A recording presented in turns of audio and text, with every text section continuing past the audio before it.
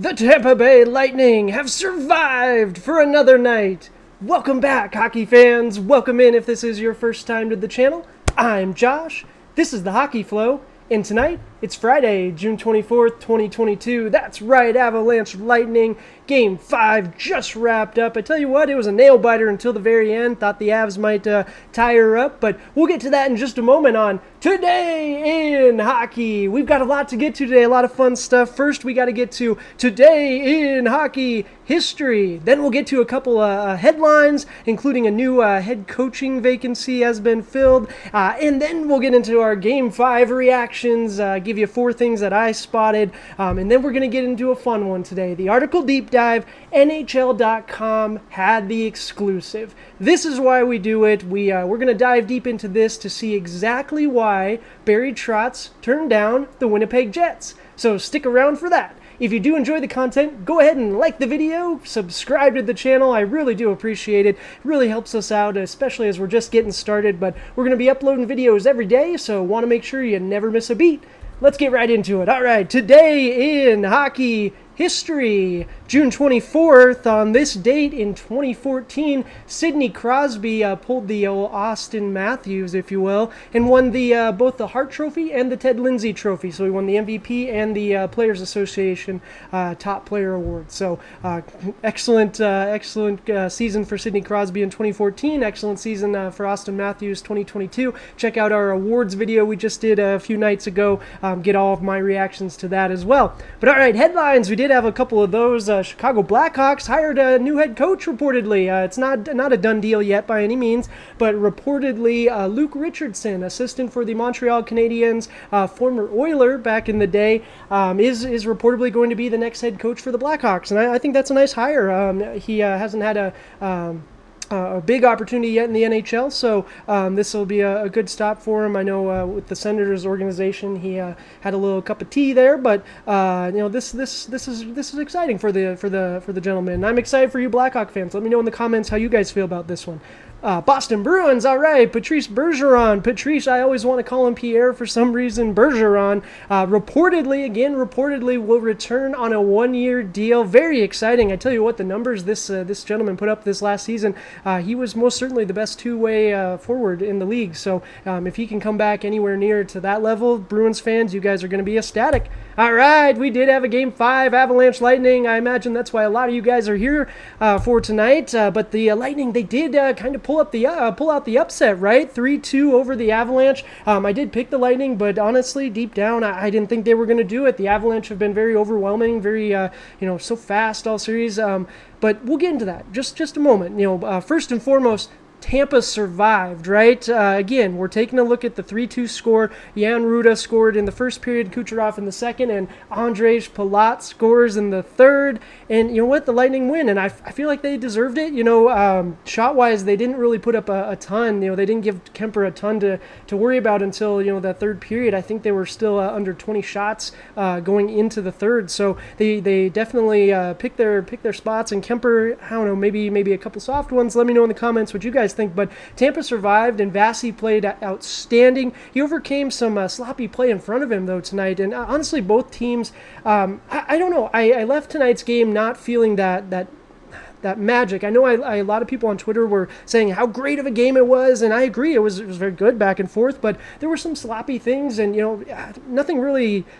It was tough to really find something that stood out for me personally, and there are going to be games like that, right? Sometimes it just doesn't click, but let me know in the comments what stood out to you guys in particular. Was there something that just leapt off the screen for you? But again, Andrej Palat, that's his seventh third period goal of this postseason. Are you kidding me? The man has been clutch, and he's not the first name off everyone's mouth when they're talking about this Tampa Lightning team, but he's kind of like the glue that holds them together and really does the dirty work, all of this, but he's just been excellent for them, and this is his 7th third period goal this postseason. Got the game winner tonight. Excellent job. Now, which Kemper showed up, right? I mean, honestly, it kind of depends who you ask. One of his goals, I felt was a little soft, right? He didn't really have too much to do most of the game. It's one of those things we talked about before, right? Being a tendy, a lot of it is mental. It's a mental game.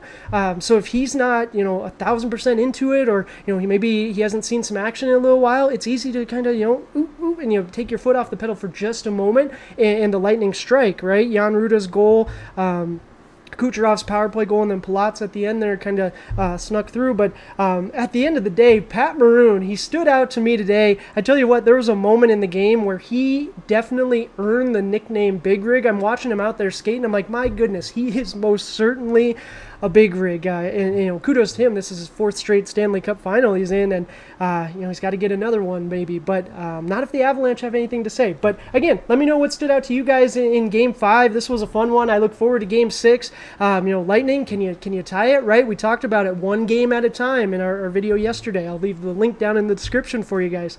But yeah, let's see what they can do. But all right, article of the day. This one's a lot of fun. Again, this is why we do this, right? We break down these articles because maybe folks aren't scouring the web like we are. So NHL.com, they got the exclusive. Tim Campbell, yay, kudos to you, good sir. Excellent article, very well written. Trotz tells NHL.com why he won't coach next season. So Barry Trotz, if you hadn't heard, was let go at the end of the season by the New York Islanders, right? And he's a legend in the game. Here's his career coaching record. I'm looking at the stats. I'm like, my goodness, he started coaching when I was 10 years old. But this wonderful table is provided to us by hockeyreference.com. Big shout out to them, absolutely. And my big face is covering them. But hockeyreference.com for all your hockey stats. But Barry Trotz, it was a surprise firing, right? A lot of us didn't see that one coming. He's such a legend, and that team played actually pretty well towards the end of the season. But at the end of the season, he had options immediately. The article goes in and talks about that, including a perfect fit, seemingly perfect fit in Winnipeg, right? And so that's the big news of the day. Barry Trotz says, I'm not coaching this season. I'm not going to coach the Jets. And it was close, right? It sounded like he was going to be the next head coach. I just read an article today in The Athletic, and the first thing they're talking about is Barry Trotz, let's get him as head coach. Sounds like it's close. Oh, okay, so again, this is why when we talk about Woodcroft being the Oilers' new head coach, it's like, okay, wait till the Oilers actually say something. I get it, right? Weird things happen all the time, and this is a great example. So why did he announce he was not coaching this season? Why? Barry Trotz said it was plain and simple. He couldn't commit the time, and he just couldn't dedicate the amount of effort that is needed to coach a team in the NHL right now. He's been doing it, he said, 25 years straight. He hasn't ever really taken his foot off the gas, taken a step back. And again, he talks about how he had options, but right now he just cannot dedicate the time it takes to be an NHL coach. He talks about the things that he left on the back burner. He's got some things in his personal life that he hasn't got to do, or he hasn't really thought about in 25 years. Priorities, right? He has a family. He wants to enjoy life again, right? And good for him, right? It's nice when one can take ownership and say, you know what, this is my life. I want to live it how I want to live it, right? So at the end of the day, he said it's not fair to any team. It's not fair to any team. If I take the job, I'm not going to be 100% into it. You're not getting the best version of Barry Trotz, and I can't do that. But the thing that stood out to me the most, and if you see a lot of comments floating around from this article and this interview, is the if he gets back into coaching. He actually said that. He himself said if I get back into coaching. So to me, that indicates this is something, this might not just be a season thing, right? This might be a couple seasons. This might be 5. Maybe he never coaches again. Maybe he finds that other passion that really lights that fire. And if he does, good for him. The NHL will be worse for wear without him, right? Like, we'll miss him. But at the end of the day, you got to do what makes you happy. Follow your passions. So was it about Winnipeg? No, absolutely not. If anything, he was actually very impressed with the organization, and they were the ones that got him thinking, maybe I should do this. He has relatives, friends work in the organization, the organization's commitment to winning. He was very impressed by it. They have a lot of really great pieces. Jets fans, I know you guys are feeling a little down right now, but you guys do have some good pieces. Pierre-Luc Dubois, if he doesn't want to stay, good for him. Maybe trade him, get some more pieces, but discussion for another day. But at the end of the day, he has to do the right thing, and he did the right thing, and that's what he talks about. He talked about that over and over, how I have to do what's right for me. I looked in the mirror and realized, and at the end of the day, he also mentioned it's not because of the Islanders firing either. He didn't lose his passion for coaching. That didn't happen. He didn't get soured from the NHL. He's going to be watching. He's going to be watching. He's going to be tuned into to the games. He's going to stay in tune with what's happening with the league, right? Because, you never know. Maybe he gets that itch again and like, all right, I can't do this. I can't be retired. I got to get back into it. So with all of that in mind, where should Barry Trotz coach next? Should he stay retired? Let me know in the comments. Jets fans, if you guys were hoping he was going to join you this season, maybe next season, right? Maybe get someone just fill the gap, a bridge coach, if you will. But I don't know. Let me know in the comments. This one was a lot of fun. Love doing those exclusives. But that's going to do it for the video today. We went through a lot of fun things today in hockey history, some headlines. Did, of course, some Game 5 reactions. Got some things that stood out to me. Let me know what stood out to you with that as well. And we wrap it up with a wonderful article deep dive again. I'll leave the link to that puppy down in the description along with those video links as well. We are doing a giveaway right now. I just want to say thank you guys so much. I really do appreciate all the support. It means a lot.